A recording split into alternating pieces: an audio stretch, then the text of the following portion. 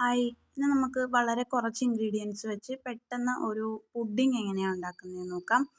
അതിനായിട്ട് ഞാനിവിടെ ഒരു കവർ പാലെടുത്തിട്ടുണ്ട്. അത് ഫുള്ളായിട്ട് ഒരു പാനിലേക്ക് ഒഴിച്ചു കൊടുക്കാം. ഇനി നമുക്ക് വേണ്ടത് കസ്റ്റാർഡ് പൗഡറാണ്. ഒരു 3-4 സ്പൂൺ കസ്റ്റാർഡ് പൗഡർ ഞാനിവിടെ എടുത്തിട്ടുണ്ട്. അത് നമ്മൾ ഈ തിളയ്ക്കാൻ വെച്ച പാലിനകത്ത് നിന്ന് കുറച്ച് പാൽ കൂടെ ചേർത്ത് ഒന്ന് മിക്സ് ചെയ്ത് നല്ലതുപോലെ മിക്സ് ചെയ്തൊരു തിക്കാക്കി ഈ പാലിലേക്ക് തന്നെ നമുക്ക് ഒഴിച്ചു കൊടുക്കണം.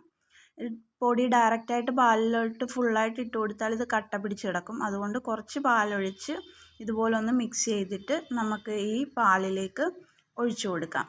ഇനി ഈ പാലൊന്ന് കുറുകി നല്ല തിക്കായിട്ട് വരുന്നത് വരെ നമുക്കൊന്ന് വെയിറ്റ് ചെയ്യണം. ഇതിലേക്ക് ആവശ്യത്തിനുള്ള പഞ്ചസാര ചേർത്ത് കൊടുക്കണം. എത്ര മധുരം വേണോ അതിനനുസരിച്ച് പഞ്ചസാര നമുക്ക് ആഡ് ചെയ്ത് കൊടുക്കാം. ഇനി ഇത് ഒന്ന് തിളച്ച് നല്ല തിക്കായിട്ട് വരുന്നത് വരെ നമ്മൾ വെയിറ്റ് ചെയ്യണം. അതുവരെ നമ്മളൊന്ന് മിക്സ് ചെയ്ത് കൊടുത്തുകൊണ്ടിരിക്കണം. അല്ലെങ്കിൽ ഇത് അടിയിൽ പിടിക്കാനും കട്ട കെട്ടാനും ഒക്കെയുള്ള ചാൻസ് ഉണ്ട്. അപ്പോൾ ഇതിവിടെ ഇതുപോലെ ഇത്രയും തിക്കായിട്ട് വന്നിട്ടുണ്ട്. നമ്മുടെ ആവശ്യത്തിനനുസരിച്ച് ഇത് തിക്കാക്കി എടുക്കാനും പറ്റും. ഇപ്പോൾ ഇവിടെ ഈ ഒരു തിക്നെസ് മതി.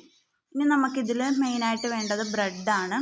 അപ്പോൾ ബ്രെഡ് ഇതുപോലെ ചെറിയ ചെറിയ പീസസ് ആയിട്ട് ഒന്ന് കട്ട് ചെയ്ത് എടുത്ത് വെക്കാം. എത്ര ചെറിയ പീസോ വലിയ പീസോ എങ്ങനെ എടുത്താലും മതി, കുഴപ്പമില്ല. നമുക്കിതൊരു ഇത് പുഡിങ് റെഡിയാക്കാനുള്ള ആ ഒരു പാത്രത്തിലേക്ക് നമുക്കിത് ഇട്ട് കൊടുക്കാം. ബ്രെഡിന് അതുപോലെ ഫുൾ സൈസായിട്ട് തന്നെ വേണമെങ്കിൽ അങ്ങനെയും വെക്കാം, കട്ട് ചെയ്യാതെ. എന്നിട്ട് നമ്മൾ ഈ റെഡിയാക്കി വെച്ചിട്ടുള്ള ഈ കസ്റ്റാർഡ് മിക്സ് ഒരു അരിപ്പയിൽ കൂടെ അരിച്ച് നമുക്ക് ഇതിലേക്ക് ഒഴിച്ചു കൊടുക്കാം. ഫുള്ളായിട്ട് നമുക്ക് ഒഴിച്ചു കൊടുക്കാം. ഇനി ഇതിൻ്റെ ഇടയ്ക്ക് നമുക്ക് ഫ്രൂട്ട്സ് എന്തെങ്കിലും ഉണ്ടെങ്കിൽ അത് സ്ലൈസ് ചെയ്തിടാം.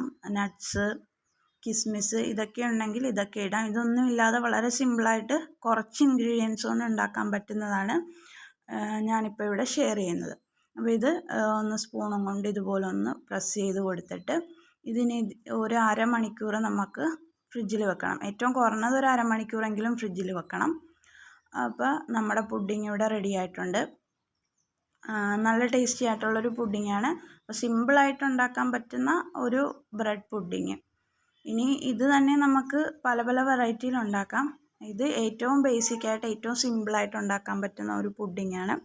അപ്പോൾ എല്ലാവരും ഒന്ന് ട്രൈ ചെയ്ത് നോക്കണം. നല്ല ടേസ്റ്റിയാണ്. വളരെ പെട്ടെന്ന് നമുക്ക് ഈസി ആയിട്ട് റെഡിയാക്കാനും പറ്റും. അപ്പോൾ ഇഷ്ടപ്പെട്ടാൽ ഒന്ന് ലൈക്ക് ചെയ്തേക്കണേ.